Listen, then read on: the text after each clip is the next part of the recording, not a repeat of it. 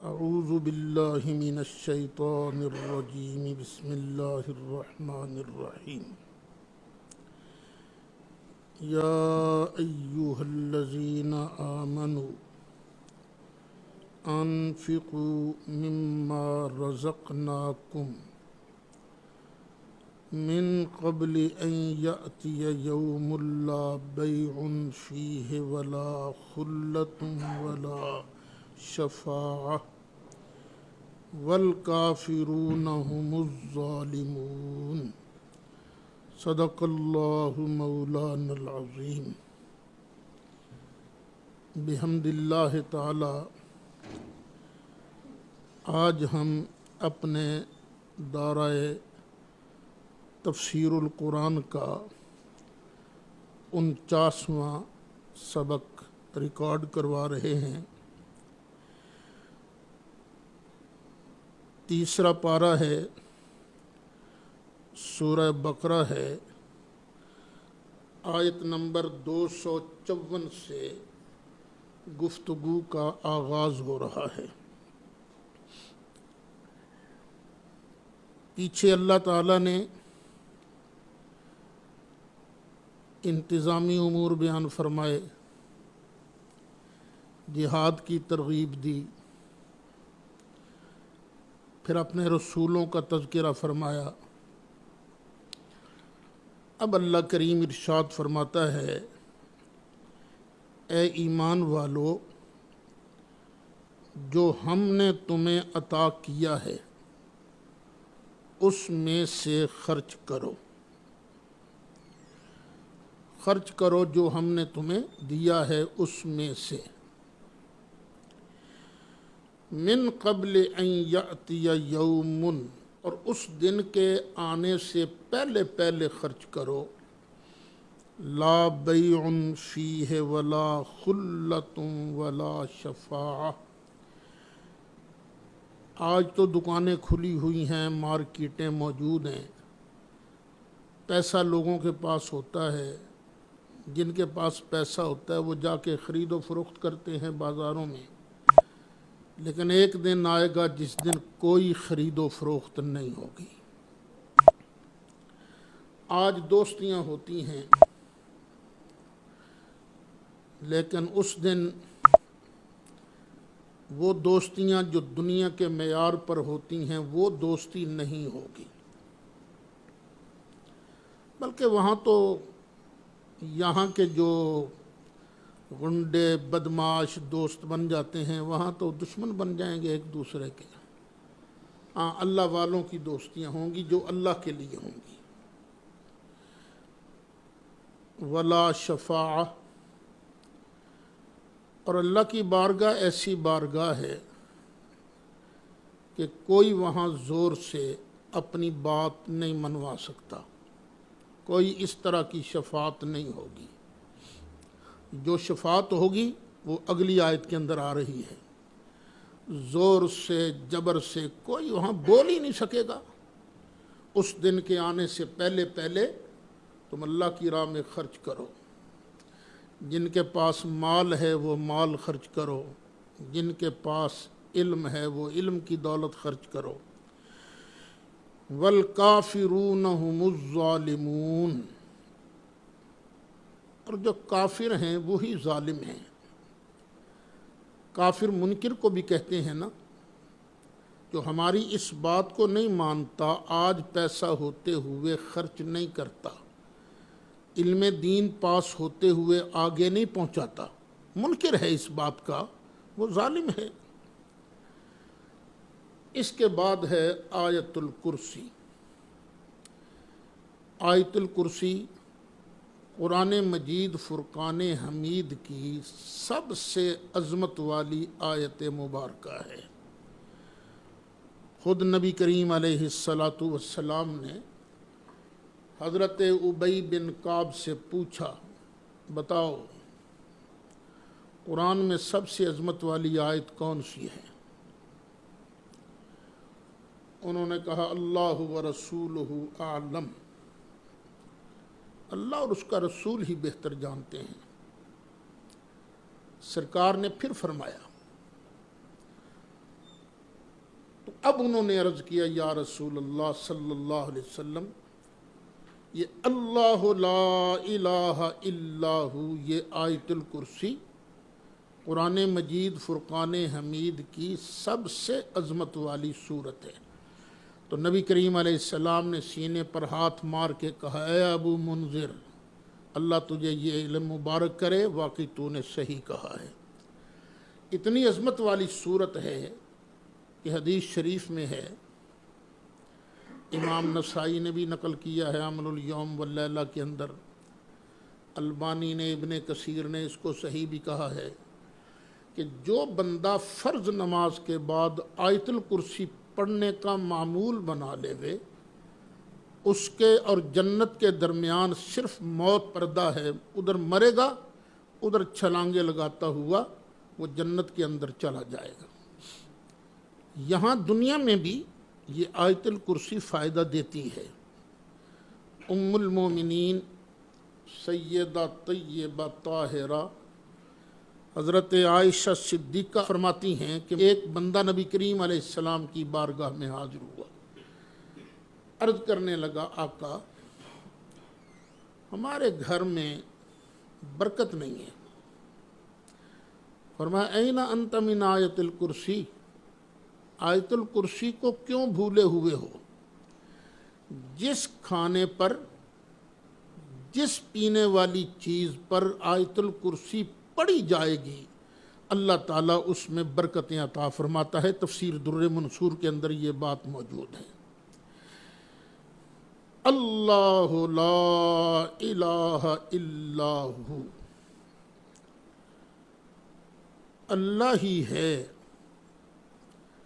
جس کے سوا کوئی عبادت کے لائق نہیں۔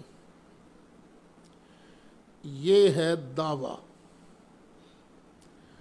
اللہ کے سوا کیوں کوئی عبادت کے لائق نہیں، اس کے دلائل ہیں آگے۔ اس لیے الحی، وہ زندہ ہے، ہمیشہ سے ہے، ہمیشہ زندہ رہے گا۔ جب اس کے بغیر کوئی اور ہمیشہ سے زندہ نہیں ہے، عبادت کے لائق کیسے ہو گیا؟ جو پہلے نہیں تھا وہ لائق عبادت کیسے ہوا؟ حی ہونا اس کے معبود ہونے کی دلیل ہے۔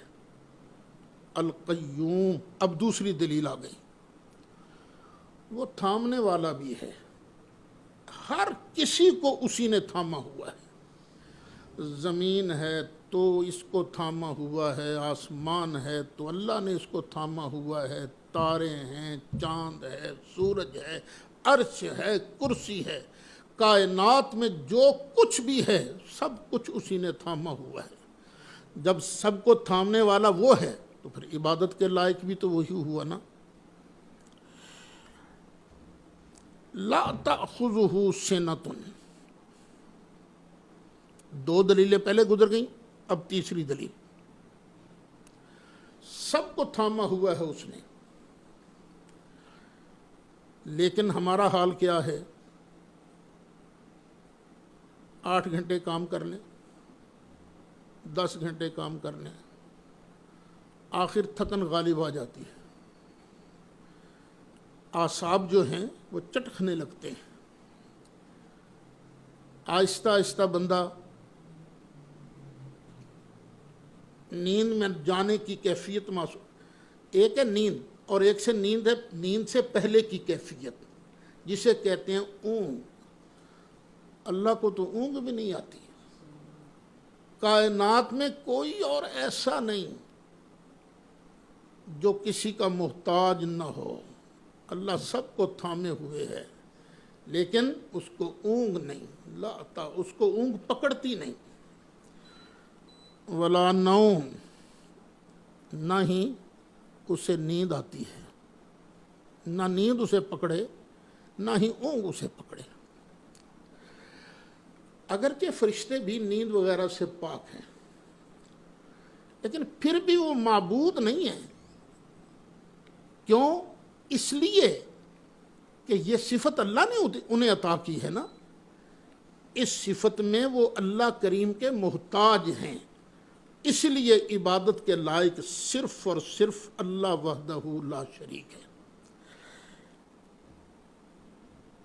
پانچویں دلیل اس کے الہ ہونے کی، لہو ما فی السماوات و ما فی الارض، جو کچھ بھی آسمانوں میں ہے، جو کچھ بھی زمین میں ہے، سب کا وہی مالک ہے۔ میرا مالک بھی اللہ، آپ کا مالک بھی اللہ، نبیوں کا مالک بھی اللہ، زمین و آسمان کا مالک بھی اللہ، خود نبی کریم علیہ السلام کا مالک بھی اللہ، کیونکہ سرکار بھی تو زمین کے اندر ہے نا، زمین میں ہے، جو کچھ بھی آسمان و زمین میں ہے سب کا مالک اللہ ہے۔ جب سب کا مالک اللہ ہے تو پھر پرستش اور عبادت کے لائق بھی تو وہی ہے نا، کوئی اور عبادت کے لائق نہیں ہے۔ من ذا الذی یشفع عندہ الا باذنہ، کون ہے جو اللہ کے سامنے شفاعت کرے اس کی اجازت کے بغیر؟ اس کی اجازت کے بغیر کوئی اس کی بارگاہ میں بول تک نہیں سکتا۔ تو جب اس کی اجازت کے بغیر کوئی اس کے سامنے بول نہیں سکتا، الا من اذن له الرحمن، جب اس کے سامنے کوئی اجازت کے بغیر بول نہیں سکتا، کسی کی شفاعت نہیں کر سکتا، پھر عبادت کے لائق بھی تو وہی ہے نا۔ وہ حدیث شفاعت میں نے آپ کو سنائی تھی کہ نبی کریم علیہ السلام ارشاد فرماتے ہیں، جب سارے لوگ سرکار کی بارگاہ میں حاضر ہوں گے، آقا اللہ کی بارگاہ میں سفارش کر دیجئے، ہمارا حساب کتاب شروع ہو، تو نبی کریم علیہ السلام کیا کریں گے؟ اللہ کی بارگاہ میں سجدے میں گر جائیں گے اور اللہ تعالیٰ کی وہ تعریف کریں گے جو اللہ اس وقت نبی کریم علیہ السلام کو سکھائے گا۔ پھر اللہ ارشاد فرمائے گا، اے پیارے محبوب، ارفع راسک، چل اپنا سر انور اٹھا، سل توتا، تو مانگ، جو مانگے گا ہم دیں گے، وشفا تشفا، تو سفارش کر، تیری سفارش کو قبول کیا جائے گا۔ تو سرکار عرض کریں گے، یا رب امتی امتی، یا اللہ میری امت پر رحم فرما۔ اب دیکھیے سرکار کو اجازت مل رہی ہے، اور اجازت صرف اس وقت نہیں، اس کا اعلان پہلے سے ہو چکا ہے۔ اللہ فرمائے گا، جا محبوبہ، جانا، خود جا، جہنم کے اندر جھانک کے دیکھ، جس کے دل کے اندر دانے جتنا بھی ایمان ہے، چل اس کو جہنم سے باہر نکال دیں۔ تو جب اللہ کی بارگاہ میں کوئی اس کے اذن، اس کی اجازت کے بغیر بول نہیں سکتا، شفاعت نہیں کر سکتا، تو پھر بھئی عبادت کے لائق بھی تو وہی ہے نا۔ کتنی دلیلیں ہو گئیں؟ حی ہے، قیوم ہے، اس کو اونگ نہیں پکڑتی، نیند نہیں اسے آتی، زمین و آسمان میں جو کچھ بھی ہے سب کا مالک وہ ہے۔ چھٹی، کوئی اس کی اجازت کے بغیر اس کی بارگاہ میں شفاعت نہیں کر سکتا۔ آگے ساتویں، یعلم ما بین ایدیہم وما خلفہم، جو لوگوں کے آگے ہے نا اللہ اس کو بھی جانتا ہے، جو پیچھے ہے اللہ اس کو بھی جانتا ہے۔ اب آگے اور پیچھے کا معنی کیا؟ یعنی جو میرے سامنے ہے اللہ اس کو بھی جانتا ہے، جو میرے پیچھے ہے اس کو بھی اللہ جانتا ہے، یہ بھی مطلب ہو سکتا ہے۔ دوسرا معنی یہ، جو بھی ہمارے آگے ہونے والا ہے، آگے ہوگا، اللہ اس کو بھی جانتا ہے، جو کچھ پیچھے ہو گیا ہے اللہ اس کو بھی جانتا ہے۔ جب ہر چیز کو ہر وقت صرف وہی جاننے والا ہے تو پھر عبادت کے لائق بھی تو وہی ہے نا۔ ہم نبی کریم علیہ السلام کے لیے علم غیب کا دعویٰ ضرور کرتے ہیں، لیکن اللہ کی عطا کے بغیر نہیں مانتے، اور نہ ہی ہم یہ دعویٰ کرتے ہیں کہ ہر آن، ہر گھڑی، ہر چیز کا علم نبی کریم علیہ السلام کو ہے، نہ، یہ شان صرف اور صرف اللہ وحدہ لا شریک کی ہے۔ کتنے دلائل ہو گئے خدا کی توحید کے؟ 7۔ آگے 8واں، ولا یحیطون بشیء من علمہ الا بما شاء۔ اللہ کا جو علم ہے، اللہ کے علم کے کسی بھی حصے کو کسی اور کا علم احاطہ نہیں کرتا۔ اللہ کی معلومات جو ہیں، مثلا یہ بوتل بھی اللہ کی معلومات میں ہے، یہ مجھے بھی نظر آ رہی ہے، آپ کو بھی نظر آ رہی ہے، لیکن ہمارا علم اس بوتل کا احاطہ نہیں کرتا، ہمارا علم اس کا محیط نہیں ہے۔ محیط کا مطلب یہ ہے کہ اس بوتل کے اندر پانی کے کتنے قطرے ہیں اور ہر قطرہ کس سائز کا ہے۔ پھر یہ پلاسٹک کا بنا ہوا ہے، ذرات کو جوڑ کر پلاسٹک کی بوتل بنائی گئی، کتنے ذرات ہیں اس کے اندر، ہر ذرے کی دوسرے ذرے کے ساتھ نسبت کیا ہے، پھر اس ایک ذرے کی کائنات کے باقی تمام ذرات کے ساتھ کیا نسبت ہے، یہ ہے علم محیط۔ تو اللہ کو جو علم محیط ہے نا، اس میں سے ایک ذرے کا بھی کوئی احاطہ نہیں کر سکتا الا بما شاء۔ ہاں، اللہ تعالیٰ کے علم میں سے وہی جان سکتا ہے جتنا اللہ چاہے، یعنی اللہ جس کو عطا کرے۔ تو اللہ کی عطا کے بغیر چونکہ کوئی جان ہی نہیں سکتا، اس لیے عبادت کے لائق بھی وہی ہے۔ کتنے نو دلائل ہو گئے؟ 8۔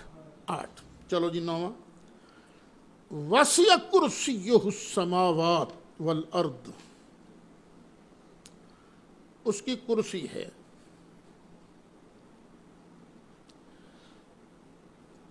پتہ نہیں وہ کیا چیز ہے صحیح، کرسی ہے صحیح، لیکن پتہ نہیں وہ کیا ہے۔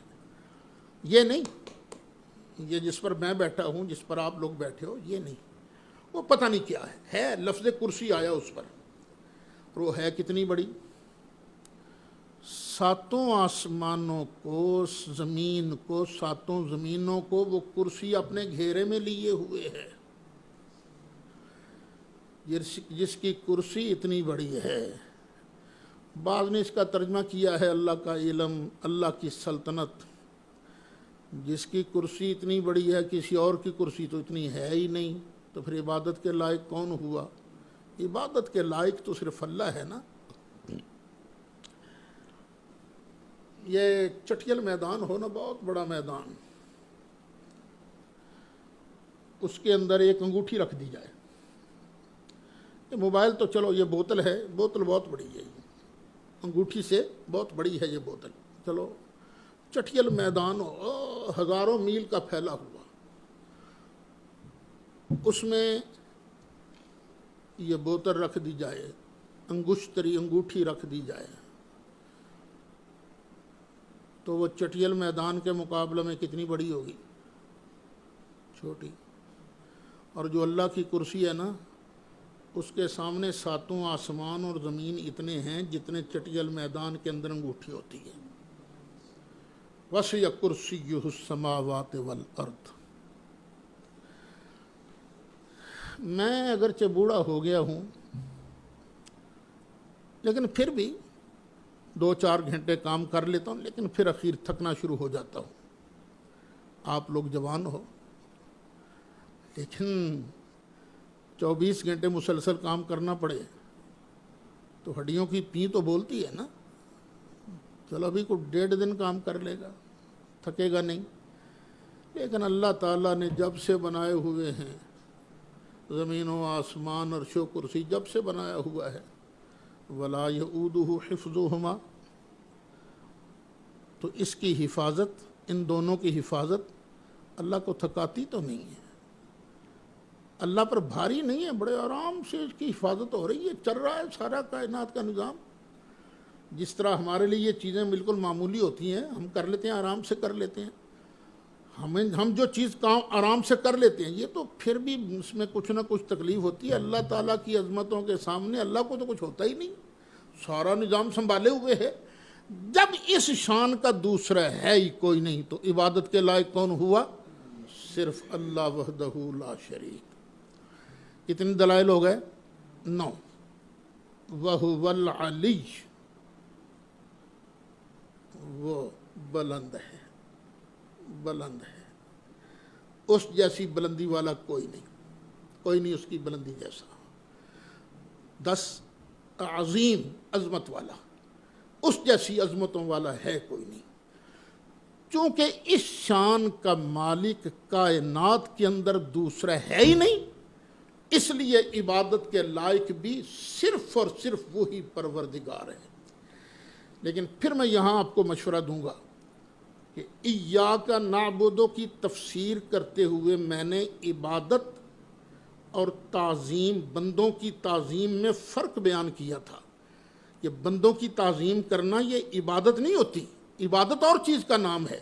اس کلپ کو سن لیجئے گا۔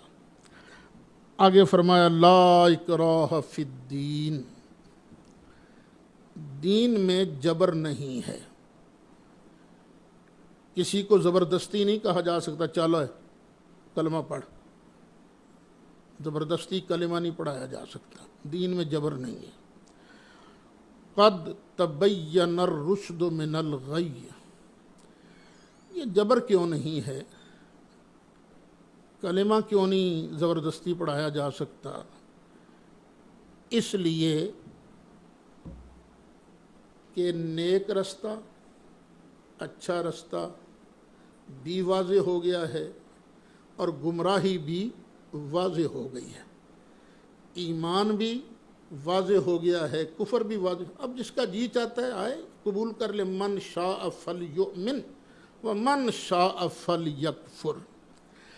اچھا، کسی کو زبردستی کلمہ نہیں پڑھایا جا سکتا، لیکن کسی کو بغاوت کی اجازت بھی نہیں دی جا سکتی۔ دیکھیں نا، ہماری ریاست ہے پاکستان، پاکستان کی ریاست کا ایک قانون ہے کہ یہاں کوئی بندہ بغاوت نہیں کر سکتا، جو بغاوت کرے گا اسے موت کی سزا دی جائے گی۔ اسی طرح بغاوت والا مسئلہ الگ ہے، ارتداد کی سزا، لیکن زبردستی کسی کو کلمہ نہیں پڑھایا جائے گا۔ وہ ایک پٹھان نے کسی سے سن لیا نا کہ کلمہ پڑھانے کا بڑا ثواب ہے، ایک سکھ آتا ہوا نظر آتا، کہنے اوہ ابھی اس کا بچہ، چلو کلمہ پڑھو۔ اس نے کہا زبردستی نہیں کلمہ پڑھاتے، اس نے الو کا پٹا کلمہ پڑھو، اب مارے گا تم کو، پیر مارے گا تم کو۔ اس نے اور نہیں خان صاحب زبردستی کسی کو نہیں، الو کا پٹا بکواس کرتی ہے، ہم تم کو مارے گا، پڑھو کلمہ۔ اس نے کہا اچھا چلو پڑھاؤ کلمہ۔ خبیث کا بچہ مجھے خود نہیں آتا ہے، خود ہی پڑھو۔ تو زبردستی نہیں کسی کو، یہ جو شوق ہو جاتا ہے نا بعض تبلیغیوں کو، تو یہ زبردستی کلمہ نہیں پڑھانا ہے۔ فَمَن يَكْفُرْ بِالطَّاغُوتِ، اور جو انکار کرے گمراہ کرنے والے کا، طاغوت گمراہ کرنے والے کو کہتے ہیں، وَيُؤْمِن بِاللَّهِ، اور اللہ پر ایمان لائے۔ اب دیکھیے یہاں انکار پہلے ہے، اللہ پر ایمان بعد میں ہے۔ سچا مومن ہے ہی وہ جس کے دل میں ہر بد مذہب کے بارے میں نفرت ہو، اس کی ذات سے نہیں، اس کی بدعقیدگی سے، اور اللہ سے پیار ہو، نفرت پہلے اور پیار اللہ سے بعد میں۔ کلمہ شریف کیا پڑھتے ہو؟ لا الہ الا اللہ، جھوٹے معبودوں کی نفی پہلے اور سچے خدا کی یاد بعد میں۔ وَمَن يَكْفُرْ بِالطَّاغُوتِ، جو انکار کرے شیطان کا، شیطان کو گمراہ کرنے والے کو نہ مانے، وَيُؤْمِن بِاللَّهِ، اور اللہ کو مان لے، فَقَدِ اسْتَمْسَكَ بِالْعُرْوَةِ الْوُثْقَىٰ۔ یہ جو کڑے ہوتے ہیں نا، کڑے آپ نے دیکھے ہوں، کڑے جن پر ہاتھ ڈالا جاتا ہے، کئی کڑے ہوتے ہیں بڑے کمزور، تھوڑا سا بوجھ ڈالو تو تڑک کر کے ٹوٹ جاتے ہیں، اور کئی ہوتے ہیں بڑے مضبوط۔ تو اللہ فرماتا ہے جس نے ان کا انکار کیا طاغوت کا اور اللہ کو مانا، پس اس نے تھام لیا ہے بالعروہ، کڑے کو، الوثقیٰ جو بڑا مضبوط ہے۔ لن فصام لہا، یہ کڑا ٹوٹ نہیں سکتا۔ ایمان والے کڑے کو تم تھام کے رکھو، یہ چھوڑے گا نہیں تمہیں، تھامنا تم نے ہے اس کو، تو یہ تمہیں پھر آرام سے جنت کے اندر لے جائے گا۔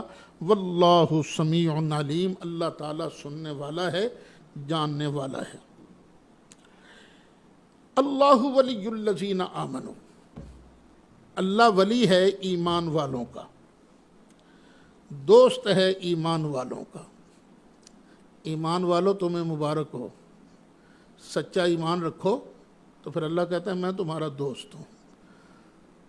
آج کوئی تھانے دار کسی کا دوست بن جائے، کوئی دنیاوی افیسر کسی کا دوست بن جائے، بندہ کہتا ہے مجھے فکر نہیں ہے، تو جس کی دوستی کا اعلان پروردگار کرے پھر اس کو کاہے کا فکر ہے۔ اللہ ولی الذین آمنوا، اللہ دوست ہے ایمان والوں کا۔ وہ کرتا کیا ہے؟ یخرجہم من الظلمات الی النور، وہ ان کو اندھیریوں سے نکال کر روشنی کی طرف لے جاتا ہے۔ ضروری نہیں کہ پہلے وہ اندھیریوں میں ہوں، نہیں، اندھیریاں پاس میں نہیں پھٹکنے دیتا۔ والذین کفروا، اور جو منکر ہیں، کافر ہیں، اولیاؤہم الطاغوت، ان کے دوست ہیں گمراہ کرنے والے شیطان۔ یخرجونہم من النور الی الظلمات، یہ شیاطین ان کو نور سے نکال کر ظلمات، اندھیریوں کی طرف لے کر جاتے ہیں۔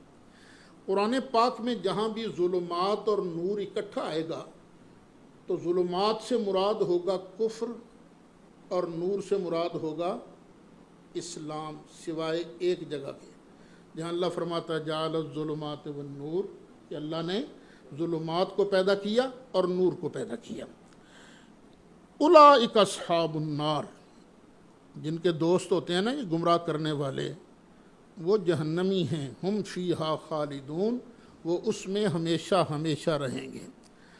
میرے بچوں، میری بچیوں، جہاں تک میری آواز جا رہی ہے اپنے دوست دیکھ کر بنایا کرو۔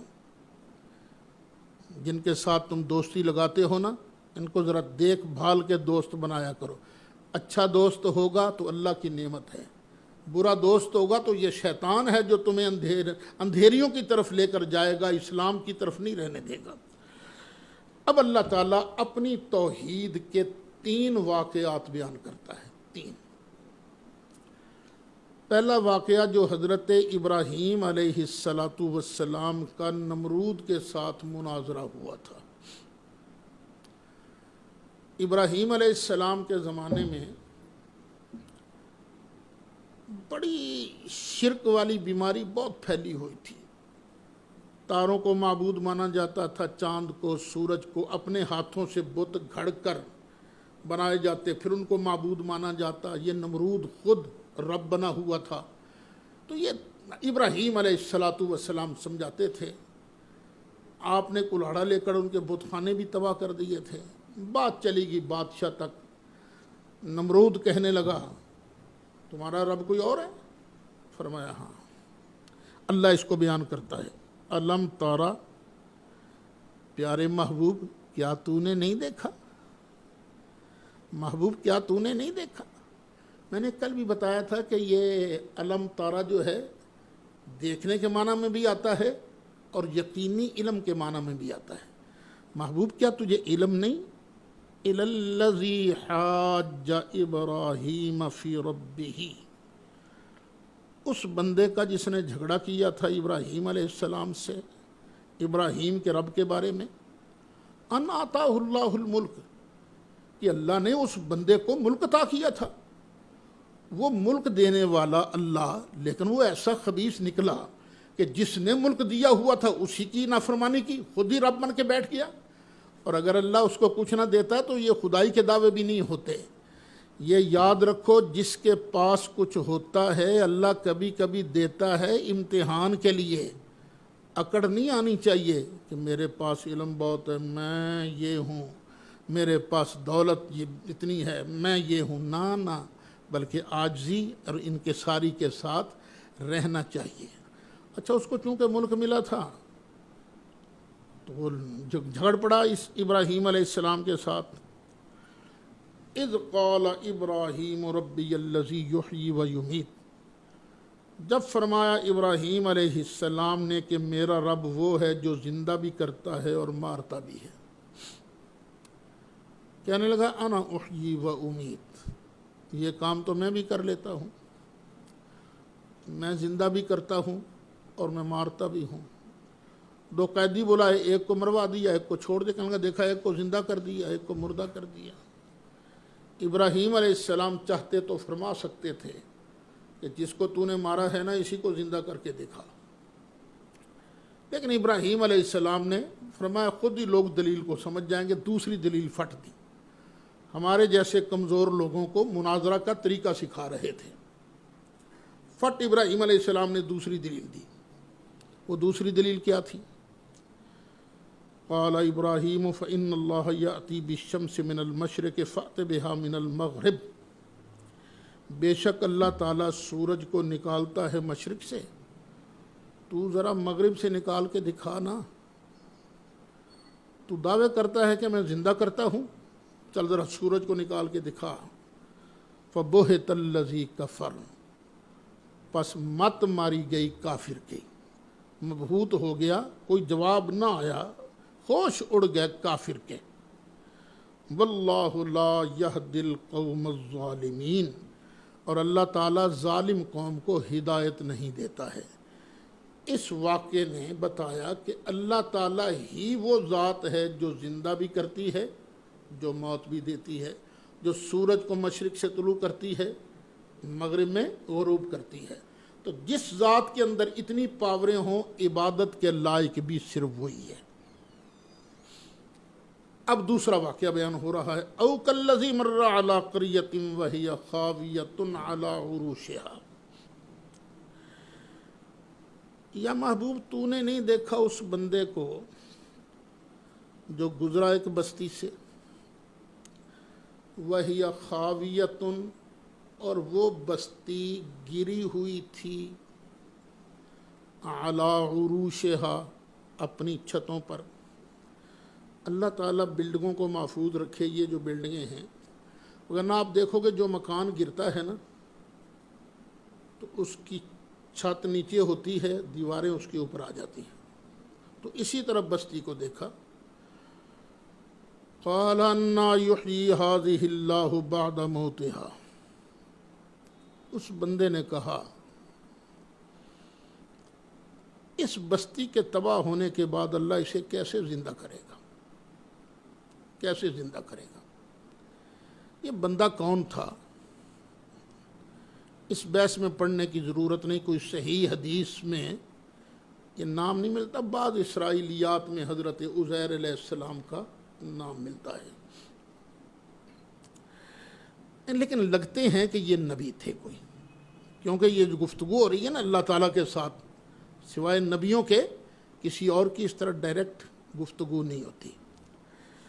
تو انہوں نے یہ سوچا فَأَمَاتَهُ اللَّهُ مِئَةَ عَامٍ، اللہ نے 100 سال تک اس مردے کو، اس بندے کو موت دے دی، 100 سال کے بعد ثم بعث، پھر دوبارہ زندہ کر دیا۔ پھر کل والا سبق یاد کیجئے، کل میں نے بتایا تھا کہ ایک ہے قانون اور ایک ہے قدرت۔ قانون یہی ہے کہ جو بھی اس دنیا میں آئے گا اسے ایک مرتبہ موت آئے گی، دوبارہ موت نہیں آئے گی، لیکن قدرت ہے، اللہ جب چاہے کسی کو موت دے دے، پھر اللہ چاہے اسے زندہ کر دے اسی دنیا کے اندر، پھر موت دے دے۔ اللہ کی قدرتیں وَهُوَ عَلَى مَا يَشَاءُ قَدِيرٌ۔ اللہ نے پوچھا ہاں، قَالَ كَمْ لَبِثْتَ، جناب کتنا عرصہ یہاں رہے ہو؟ جب انہوں نے یہ کہا تھا نا انا یحیی ہذہ اللہ بعد موتہا، سورج اس وقت چڑھ رہا تھا، 100 سال کے بعد جب اللہ تعالیٰ نے دوبارہ زندہ کیا تو اس وقت سورج غروب ہو رہا تھا۔ اللہ نے فرمایا ہاں جی کم لبثت، کتنا عرصہ آپ یہاں رہے ہو؟ قال لبثت یوما او بعض یوم، یا اللہ ایک دن، بلکہ اس سے بھی تھوڑا عرصہ، زیادہ عرصہ تو میں نہیں یہاں رہا۔ اللہ نے فرمایا بل لبثت مئۃ عام، پورے 100 سال تک تو یہاں رہا ہے، 100 سال تک۔ اب دیکھو اللہ کی قدرتیں دیکھو، 100 سال تک رہے، جسم ذرا خراب نہیں ہوا۔ اللہ کی قدرتیں ہیں نا، دھوپ پڑتی ہے، بارش پڑتی ہے، 100 سال تک پڑتی رہی بارش، لیکن کچھ بھی جسم کا کچھ نہیں بگڑا۔ یہ اللہ کی قدرتیں ہیں۔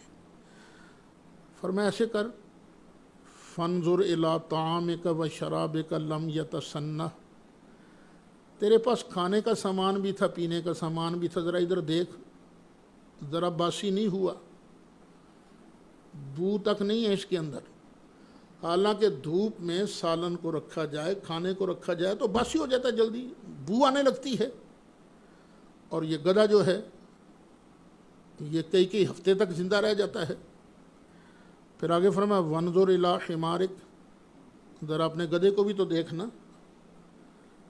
وَلِنَجْعَلَكَ آیَةً لِلنَّاسِ، اور یہ سب کچھ ہم اس لیے کر رہے ہیں کہ ہم تجھ کو لوگوں کے لیے ایک نشانی بنائیں، لوگ تجھے دیکھ کر یقین کر لیں کہ واقعی اللہ تعالیٰ قادر ہے، یہ مرنے کے بعد دوبارہ زندہ فرمائے گا اور وہاں ہمیں ایک ایک چیز کا حساب دینا ہوگا۔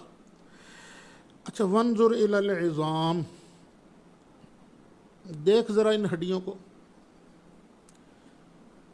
کیف ننشزھا، ہم ان ہڈیوں کو کس طرح جوڑتے ہیں، دیکھ ذرا ہڈیوں کو، بہت سیدھا ہوئی ہیں، کس طرح ان کی اٹھان بناتے ہیں ہم۔ ثم نکسوھا لحما، پھر ان ہڈیوں پر ہم گوشت چڑھاتے ہیں، ذرا دیکھ تو صحیح ہماری قدرت۔ فلما تبین لہ، پھر جب ان پر ظاہر ہو گئی ساری بات، قالا، تو انہوں نے فرمایا، اعلم، میں جانتا ہوں، ان اللہ علی کل شیء قدیر، کہ بے شک میرا اللہ جو چاہے کر سکتا ہے۔ اب دیکھیے وہاں وہ نبی بھی موجود ہیں، وہاں کھانا پینا بھی موجود ہے، گدھا بھی موجود ہے، ایک ہی جگہ پر تینوں موجود ہیں، لیکن اللہ کی قدرت کیا ہے، گدھے پر پورا 100 سال گزار دیا، اور ان دونوں پر 100 سال کا عرصہ کتنی دیر میں گزارا، دن سے بھی کم میں، دن سے بھی کم میں۔ اسی طرح کا اللہ نظارہ کرائے گا قیامت کے دن بھی۔ کئیوں کے لیے قیامت کا دن ایسے گزرے گا جیسے 50,000 سال کا زمانہ گزرتا ہے، اور کئیوں کے لیے ایسے گزرے گا جیسے 2 رکعت پڑھی جاتی ہیں۔ اللہ تعالیٰ بالکل پاس پاس بیٹھے ہوئے ہیں، ایک پر ٹائم دیکھو اللہ تعالیٰ کتنی جلدی گزار رہا ہے، اور دوسرے کے لیے اللہ تعالیٰ کتنا لمبا ٹائم کر رہا ہے۔ یہاں ایک بات یاد رکھنا، اللہ تعالیٰ نبیوں کو علم دیتا ہے، لیکن کبھی کبھی اللہ تعالیٰ توجہ ان کی ہٹا دیتا ہے، چیز کی طرف توجہ نہیں رہتی۔ جناب عزیر علیہ السلام تھے یا کوئی اور تھا، جو بھی اللہ کے نبی تھے، ان کی توجہ اس طرف گئی نہیں کہ میرا 100 سال کا عرصہ گزر گیا ہے، حالانکہ آندھیاں بھی آئی ہوں گی، سورج بھی چمکا، بارش بھی چمکا، لیکن اللہ تعالیٰ نے ان کی توجہ ادھر جانے نہیں دی۔ یہی فرق ہے اللہ تعالیٰ میں اور اللہ تعالیٰ کے بندے میں۔ اللہ تعالیٰ پر کوئی چیز جو ہے اللہ کا کچھ بگاڑ نہیں سکتی، اور باقی ہر چیز جو ہے وہ اللہ تعالیٰ کے محتاج ہیں، اس کے کرم کے، اس کی رحمت کے۔ اب تیسرا واقعہ پھر ابراہیم علیہ السلام کا، وَإِذْ قَالَ إِبْرَاهِيمُ رَبِّ أَرِنِي كَيْفَ تُحْيِي الْمَوْتَى۔ ابراہیم علیہ السلام تشریف لے جا رہے تھے، دریا کے کنارے دیکھا ایک ناش پڑی ہے، پانی کی مچھلیاں بھی آن کے نا اس کو کھا رہی ہیں، ہوا کے پرندے بھی، زمین کے جانور بھی۔ اس ناش کا کچھ حصہ کدھر گیا، کچھ حصہ کدھر گیا، ابراہیم علیہ السلام سوچ میں پڑ گئے، ناش ایک ہے، اس کا کچھ حصہ کدھر گیا، اللہ تعالیٰ اسے کیسے زندہ کرے گا؟ اور جب فرمایا ابراہیم علیہ السلام نے، اے میرے رب مجھے دکھا تو مردے کیسے زندہ کرے گا؟ قال اولم تؤمن، ابراہیم پیارے کیا تو مانتا نہیں کہ میں زندہ کر سکتا ہوں؟ قال بلا، عرض کیا کیوں نہیں یا اللہ، بالکل میں مانتا ہوں، لیکن ایک بات ہے، ولیکن لیطمئن قلبی، بس اپنے دل کی تسلی کے لیے، کیونکہ ایک ہوتی ہے سنی سنائی بات اور ایک ہوتی ہے آنکھوں دیکھی بات۔ دیکھیے جناب موسیٰ علیہ السلام کو کوہ طور پر اللہ نے بتا دیا تھا تیری قوم نے پیچھے بچھڑے کو معبود بنا لیا، سن لیا، کوئی اثر ہی نہیں ہوا، اور جب آئے اپنی آنکھوں سے دیکھا کہ اب یہ بت پرستی ہو رہی ہے، بچڑا پرستی ہو رہی ہے، تو غصے میں کانپنے لگ گئے۔ تو نہیں یا اللہ، میں تو صرف دل کی تسلی کے لیے عرض کر رہا ہوں۔ اللہ نے فرمایا فَخُذْ أَرْبَعَةً مِّنَ الطَّيْرِ، چل تو 4 پرندے لے لے، فَصُرْهُنَّ إِلَيْكَ، پھر ان 4 کو اپنے ساتھ مانوس کر لے، اپنے ساتھ ہلا لے۔ ایک ترجمہ یہ ہے۔ دوسرا ترجمہ یہ ہے کہ پھر ان کو ان کے پیس کر دے، ٹکڑے ٹکڑے کر دے۔ دونوں معنی ہو سکتے ہیں، لیکن ہم کر رہے ہیں پہلے والا معنی، فَصُرْهُنَّ إِلَيْكَ، پھر ان کو اپنے ساتھ مانوس کر لے۔ وہ اس طرح کہ آپ نے بلی گھر میں رکھی ہو نا، 15-20 بلیوں میں مل بھی جائے تو آپ کو پتہ چل جاتا ہے آپ کی کون سی ہے، یہ ہے نا، 4 مہینے 6 مہینے رکھی ہو پاس۔ تو ابراہیم پیارے چلنا تو 4 پرندے اپنے پاس رکھ لے، مانوس کر لے، تاکہ تجھے پتہ چل جائے کہ ہاں یہ وہی پرندے ہیں۔ پھر ایسے کر، ثم اجعل علی کل جبل منہن جزءا، جب ہم یہ ترجمہ کریں گے نا فَصُرْهُنَّ إِلَيْكَ، ان کے ساتھ، ان کو اپنے ساتھ مانوس کر لے، تو آگے یہاں ایک جملہ محذوف ماننا پڑے گا، ثم قطعهن، پھر ان کے ٹکڑے ٹکڑے کر، ٹکڑے ٹکڑے کر دینا، ان کا پھر قیمہ بھی مکس کر دینا۔ ثم اجعل علی کل جبل منہن جزءا، پھر یہ جتنے ارد گرد کے پہاڑ ہیں نا، ہر پہاڑ پر تھوڑا تھوڑا مکس قیمہ ان کا رکھتا جا۔ ثم ادعوہن، پھر تو ان کو پکار، یأتینک سعیا، یہ تیرے پاس دوڑتے ہوئے آ جائیں گے۔ ابراہیم علیہ السلام نے 4 پرندے لے لیے۔ کون کون سے تھے اس بحث میں پڑھنے کی ضرورت نہیں، اسرائیلیات ہی ملتی ہیں، مور تھا، کبوتر تھا، کوا تھا، گدھ تھا، جو بھی تھے، 4 پرندے لیے، ان کو کچھ عرصہ اپنے پاس رکھا، پھر ان کو ذبح کیا، پھر ان کا قیمہ بنایا، ہڈیاں بھی کوٹیں، پر بھی کوٹے، گوشت بھی کوٹا، پھر مکس کر دیا۔ مکس کرنے کے بعد قیمہ اس پہاڑ پر، کچھ قیمہ اس پہاڑ پر، کچھ قیمہ اس پہاڑ پر نہ قیمہ رکھ دیا۔ پھر درمیان میں کھڑے ہوئے آواز دی، یا طاؤس، اوے مور۔ اب مور والا جو قیمہ تھا جہاں جہاں تھا وہ اپنی جگہ سے اٹھا، ایک جگہ اکٹھا ہوا، سچ مچ کا مور بن کے دوڑتا ہوا واپس آ گیا۔ یہ قرآن فرما رہا ہے نا، ثم ادعوہن، پھر تو ان کو پکار، یأتینک سعیا، یہ تیرے پاس دوڑتے ہوئے آ جائیں گے۔ وَعْلَمْ، اور تو جان، ان اللہ عزیز حکیم، بے شک اللہ تعالی غالب ہے، حکمت والا ہے۔ اب ابراہیم علیہ السلام نے کیا ان پرندوں کو پکارا یا نہیں پکارا؟ پکارا، تو قرآن ہے نا۔ تو ابراہیم علیہ السلام جب مور کو پکار رہے تھے، کبوتر کو پکار رہے تھے، کوے کو پکار رہے تھے، تو ان کا یہ پکارنا کیا ان پرندوں کی عبادت تھا؟ یہ آج کل جو ہمیں مولوی صاحبان سمجھانے لگ جاتے ہیں اللہ کے علاوہ کسی اور کو پکارنا نہیں ہے، ہر پکار عبادت نہیں ہوتی۔ ہاں، جب اللہ کو پکاریں گے، معبود سمجھ کے پکاریں گے، تو وہ پکار عبادت ہوتی ہے، مگر نہ ہر پکار عبادت نہیں ہوتی۔ دیکھو یہاں حضرت ابراہیم علیہ السلام پکار رہے ہیں۔ اچھا، جن پرندوں کو ابراہیم علیہ السلام نے پکارا، کیا ان کا جسم سلامت تھا؟ نہیں۔ ایک جگہ تھا اکٹھا؟ نہیں، الگ الگ جگہ تھا نا۔ تو جب ابراہیم علیہ السلام نے پکارا تو انہوں نے سنا کہ نہیں سنا؟ سنا۔ جن کا جسم بھی سلامت نہیں، جن کا جسم اکٹھا نہیں، اس کے ٹکڑے پڑے ہوئے ہیں، اگر اللہ تعالیٰ اپنی قدرت کا اظہار فرماوے، ان کو جناب ابراہیم کی پکار سنا دے، تو جس مصطفیٰ علیہ السلام کا جسم مبارک بھی صحیح سلامت ہے، ایک جگہ جلوہ فرما ہے، سرکار کے کان بھی سلامت ہیں، آنکھ بھی سلامت ہیں، جب امتی یہاں سے فریاد کرتا ہے محبوب سمجھ کر، تو اللہ بڑی قدرتوں والا ہے، اللہ چاہے تو ان کی فریاد محبوب کو سنا دیتا ہے۔ اس لیے تو ہم کہتے ہیں فریاد امتی جو کرے حال زار میں، ممکن نہیں کہ خیر بشر کو خبر نہ ہو۔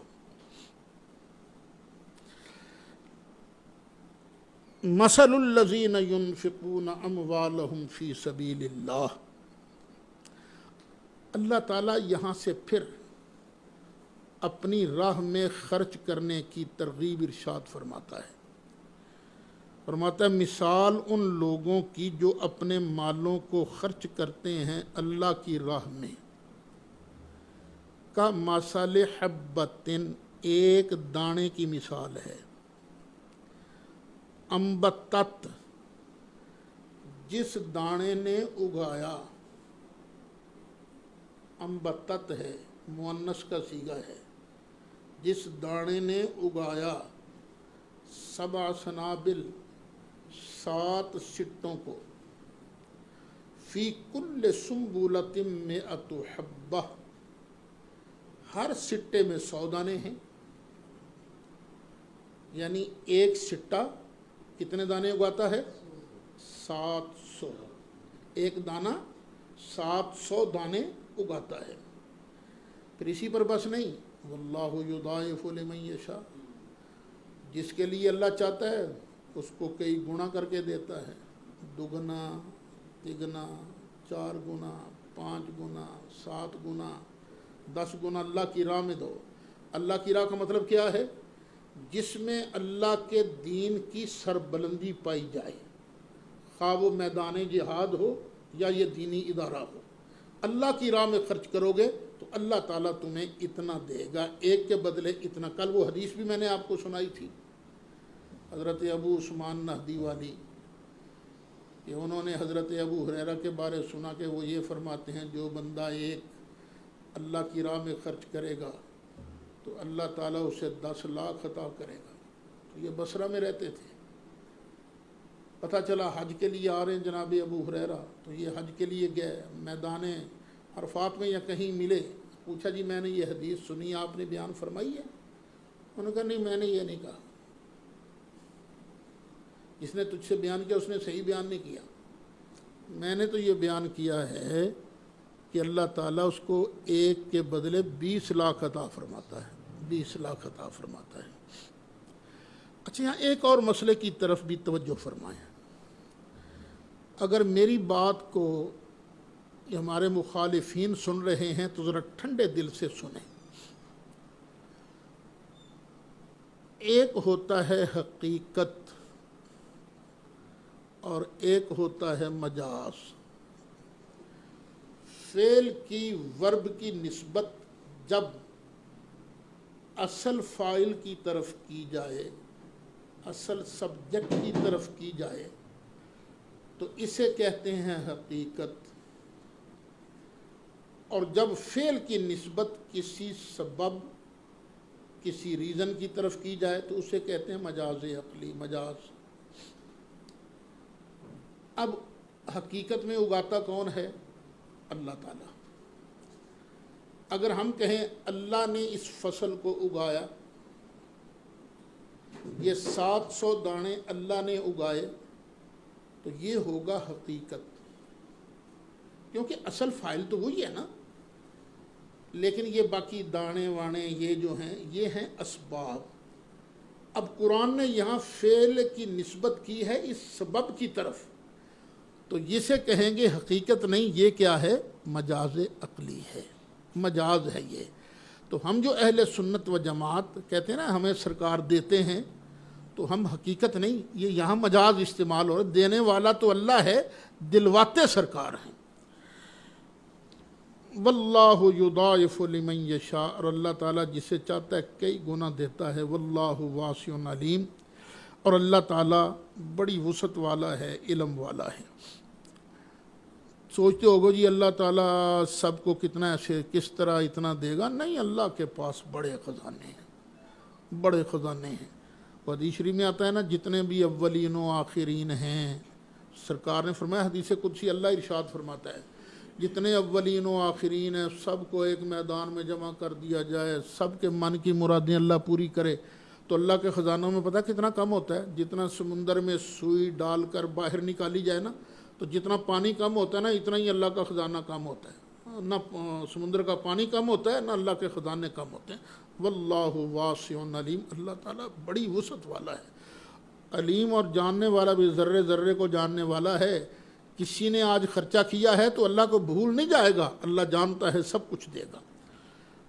الذین ینفقون اموالہم فی سبیل اللہ، جو لوگ اپنے مالوں کو اللہ کی راہ میں خرچ کرتے ہیں، ثم لا یتبعون ما انفقوا، پھر جو خرچ کیا ہے اس کے پیچھے وہ نہیں رکھتے منن احسان کو، ولا اذا، اور نہ ہی تکلیف کو۔ اللہ کی راہ میں خرچ کرنے کے بعد وہ احسان نہیں جلاتے، میں تینوں اینے پیسے دیتے سن، میں جی یہ کیتا سی، تینوں مدرسے نوں کمرہ نہیں سے بنا کے دیتا، پھر تنگ بھی کرتے ہیں کئی لوگ۔ نہ، اللہ فرماتا ہے جو لوگ خرچ کرنے کے بعد نہ احسان جتلائیں نہ ہی تکلیف دیں، صرف اللہ کی رضا کے لیے خرچ کرے، لہم اجرہم عند ربہم، ان کے لیے ان کا اجر ان کے رب کے پاس ہے، انعام رب کے پاس ہے، اللہ انعام دے گا۔ ولا خوف علیہم ولا ہم یحزنون، اور نہ انہیں کسی بات کا ڈر ہوگا، نہ انہیں غم ہوگا۔ غم ہوتا ہے جو چیز ضائع ہو جائے، ڈر ہوتا ہے کسی آنے والی چیز کو۔ بارش بڑی برس رہی ہو، آپ اندر بیٹھے ہوں، یا اللہ باری شروع ہو جائے، اب باہر نکلتے ہوئے تم ڈرو گے، پیسے نکل گئے تھے، جیب کٹ گئی تھی، اب اس کا افسوس ہوگا۔ لیکن جو لوگ اللہ کی راہ میں خرچ کرنے کے بعد نہ احسان جتلاتے ہیں نہ ہی دکھ دیتے ہیں، تو ان کو اللہ انعام کیا دے گا؟ قیامت کے دن نہ ان کو کسی چیز کا ڈر ہوگا، نہ ما فاتہ کا وہ افسوس ہوگا۔ یہ کتنی بڑی دولت ہے، اپنے آپ سے پوچھو نا، ہمارا کتنا نقصان ہوا ہے، لیکن جب بھی یاد آتا ہے دکھ تو لگتا ہے، پیسے مارے گئے تو ڈر بھی لگتا ہے، یار فلانا نہ اس طرح کر دے، فلانا نہ اس طرح کر دے۔ لیکن یہ جو اللہ کے پیارے ہیں نا، جن کو اللہ اپنا دوست بناتا ہے، پھر ان کو نہ کوئی خوف ہوتا ہے نہ وہ غم۔ قول معروف، اچھی بات کہنا، ہمارے مبلغین بھی سن لیں، قول معروف، اچھی بات کہنا، ومغفرۃ، اور درگزر کرنا، معاف کر دینا، خیر، یہ بہت بہتر ہے، من صدقۃ یتبعها اذی، اس صدقے سے جس کے بعد تنگ کیا جائے۔ صدقہ دیا آپ نے، اللہ کی راہ میں خرچہ کیا، لیکن بعد میں تنگ کرنا شروع کر دیا، اس سے تو بہتر تھا تو نہ ہی دیتا، ہنس کے بات کر لیتا۔ اس نے اگر زور دے کے کہا نا، زور دے کے دے یار، دے کچھ دے، چلو تو درگزر کرتا، اس کے اصرار پر در معاف کر دیتا اس کو، تو یہ بہت بہتر ہے اس صدقہ سے جس کے پیچھے ہو دکھ۔ واللہ غنی حلیم، اللہ تعالیٰ غنی ہے، اللہ بے نیاز ہے، کسی کی پرواہ نہیں اسے، بے نیاز ہے، حلیم، بڑا بردبار ہے، بڑے حلم والا ہے۔ او لوگوں کے سامنے جھکتے ہو، اس کے سامنے جھکو، اللہ کی بارگاہ میں جتنا مرضی گر گڑاؤ، اللہ خوش ہوتا ہے، میرا بندہ میرے سے مانگ رہا ہے۔ یا ایہا الذین آمنوا، اے ایمان والو، لا تبطلوا صدقاتکم بالمن والاذی، نہ باطل کر ڈالو اپنے صدقات کو احسان رکھ کر اور ایذا دے کر۔ خرچہ بھی کرتے ہو، بعد میں احسان جتلاتے ہو، بعد میں دکھ دیتے ہو، تو کیوں اپنا صدقہ دیا ہوا ضائع کرتے ہو؟ کالذی ینفق مالہ رئاء الناس، اس آدمی کی طرح جو اپنا مال خرچ کرتا ہے لوگوں کو دکھاوے کے لیے۔ اللہ کی رضا مقصود نہیں، مقصود یہ ہے کہ لوگ دیکھیں اور کہیں واہ بے بڑا سخی ہے بھائی۔ ولا یؤمن باللہ والیوم الآخر، نہ وہ اللہ کو مانتا ہے نہ ہی آخرت کے دن کو۔ اگر آخرت کے دن پر سچا ایمان ہوتا، اللہ پر سچا ایمان ہوتا تو اللہ کے لیے کرتا نا، کہ میرا اللہ اس سے راضی ہوگا۔ فَمَثَلُهُ كَمَثَلِ صَفْوَانَ، تو ایسا آدمی جو دکھاوے کے لیے خرچ کرتا ہے، اس کی مثال ایسے ہے جیسے کہ ایک چٹان، سیدھی چٹان، علیہ تراب، آندھی آ کے نا اس پر تھوڑی سی مٹی جم گئی ہے۔ چٹان کے اوپر تھوڑی تھوڑی مٹی نہیں آ جاتی، جس طرح آندھی آتی ہے تو ہمارا فرش نہیں وہ ہو جاتا، مٹیالہ ہو جاتا ہے، مٹی آ گئی یار۔ پھر فَأَصَابَهُ وَابِلٌ، بارش آئی، زور کا می پڑا، فَتَرَكَهُ صَلْدًا، اب اس نے اس چٹان کو نرا پتھر بنا کے چھوڑ دیا۔ ایتھے وڑیواں کچھ ہے اگنی، اس مٹی میں اگر تم بیج ڈالو گے تو کیا اگے گا؟ تو اٹھا کر لے گئے ساری بارش کی۔ لا یقدرون علی شیء مما کسبوا، انہوں نے اس چٹان پر جتنی محنت کی تھی اس میں سے کوئی چیز اس کو ملنے والی نہیں۔ وہ بیج بھی گیا، ساری محنت تباہ و برباد ہو گئی۔ واللہ لا یہدی القوم الکافرین، اسی طرح جو ریاکاری کے لیے خرچ کرتے ہیں نا، ایسے لوگوں کو اللہ تعالیٰ ہدایت نہیں کرتا، کافروں کو اللہ سیدھا راہ نہیں دکھاتا۔ تو جب بھی خرچ کرو دل میں یہ ہو کہ میرا مالک اس سے راضی ہوگا۔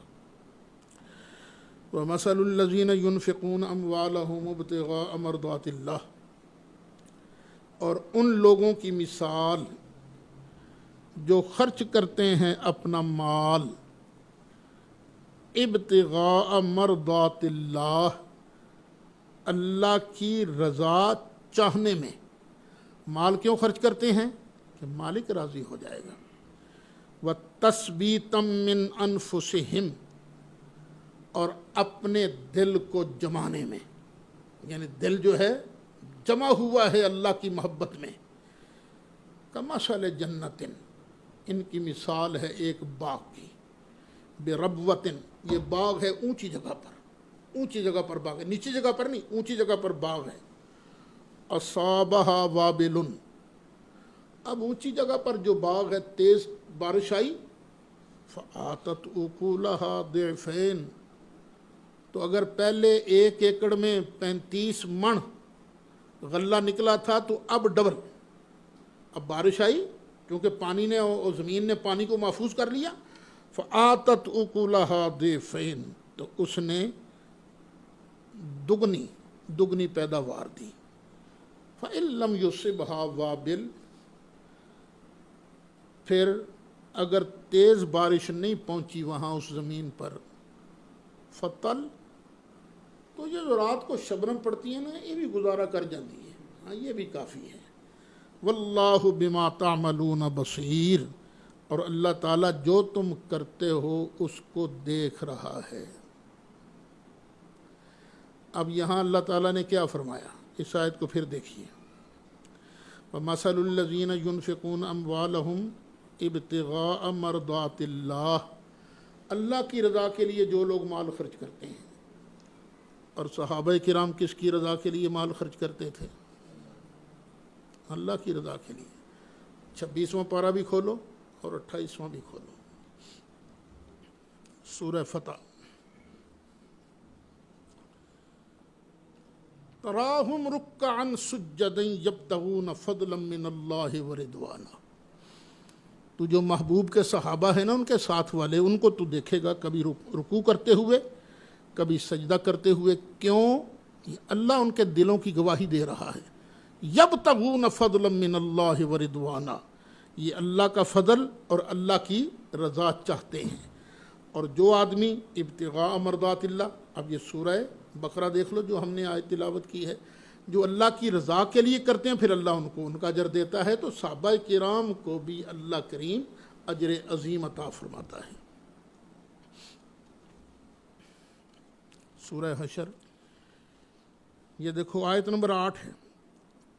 للفقراء المہاجرین الذین اخرجوا من دیارہم واموالہم، یہ جو مال فے ہے ان فقیر ہجرت کرنے والوں کو دو جو نکالے گئے اپنے گھروں سے اور اپنے مالوں سے. کیوں؟ یبتغون فضلا من اللہ ورضوانا، یہ اللہ کا فضل اور اللہ کی رضا چاہتے ہیں. وینصرون اللہ ورسولہ، اور اللہ کی مدد کرتے ہیں اور اللہ کے رسول کی مدد کرنا چاہتے ہیں. تو صحابہ کرام کے بارے خبردار کبھی کوئی برا لفظ منہ سے نہ آ جائے. جو سب سے نچلے درجے کا صحابی ہے، سب سے نچلے درجے کا صحابی، وہ تو سارے اولیاء اللہ سے افضل ہے. بابا فرید سے افضل ہے، سلطان بہو سے افضل ہے، خواجہ اجمیری سے افضل ہے، غوث اعظم سے افضل ہے، داتا صاحب سے افضل ہے، با یزید بستامی سے افضل ہے، حسن بصری سے افضل ہے. تو جو سب سے نچلے درجے کا صحابی ہے اس کا یہ حال ہے، تو جو ابو بکر صدیق ہیں، سب صحابہ کے سردار ہیں، ان کی عظمتوں کا عالم کیا ہوگا. پھر اللہ تعالیٰ ایک اور طریقے سے سمجھاتا ہے. فرمایا ایود احدکم ان تکون لہ جنۃ من نخیل وعناب تجری من تحتها الانہار، کیا تم میں سے کوئی یہ پسند کرے گا کہ اس کا باغ ہو بہت بڑا، باغ میں کھجوروں کے درخت ہوں، انگور ہوں، اور باغ کے نیچے سے نہریں بھی جاری ہوں. لہو فیہا من کل الثمرات، ہر طرح کا پھل اس کے اندر موجود ہو. باغ ہو بہت بڑا، ہر طرح کا پھل موجود ہو. وَأَصَابَهُ الْكِبَرُ، جو مالک ہے باغ کا وہ بوڑھا ہو چکا ہو، خود بوڑھا ہے، باغ اس کا بڑا شاندار ہے. وَلَهُ ذُرِّيَّةٌ ضُعَفَاءُ، اور بچے اس کے چھوٹے ہیں، کمزور ہیں.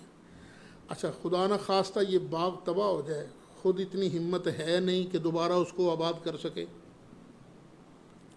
بچے اتنے بڑے نہیں، ان کے اندر اتنی پاور نہیں کہ وہ دوبارہ آباد کر سکے. کیا تم میں سے کوئی چاہے گا فَأَصَابَهَا إِعْصَارٌ، کہ اس باغ کو ایک بگولا آن پہنچے، فیہ نارٌ، جس میں آگ ہو، فاحترقت، اور باغ سارے کا سارا جل جائے؟ کیا کوئی پسند کرے گا؟ اور اسی طرح تم مال خرچ کرتے ہو، اس مثال کو سامنے رکھو. مال خرچ کرنا ہے تو اللہ کی رضا کے لیے خرچ کرو، وگرنہ تم ریا الناس، لوگوں کے دکھلاوے کے لیے خرچ کرو گے، یا لوگوں پر احسان جتلاؤ گے، یا لوگوں کو بعد میں دکھ دو گے، تو بالکل اسی طرح ہو جاؤ گے، تمہارا ساری کمائی جو ہے جل جائے گی. کذالک یبین اللہ لکم الآیات لعلکم تتفکرون، اللہ تعالیٰ اسی طرح تمہارے لیے کھول کھول کے آیتیں بیان کرتا ہے، نشانیاں بیان کرتا ہے، تاکہ تم دھیان لگاؤ، تاکہ تم سوچو اور خلوص نیت کے ساتھ اللہ کی بارگاہ میں جھک جاؤ. مولا صلی وسلم دائما ابدا.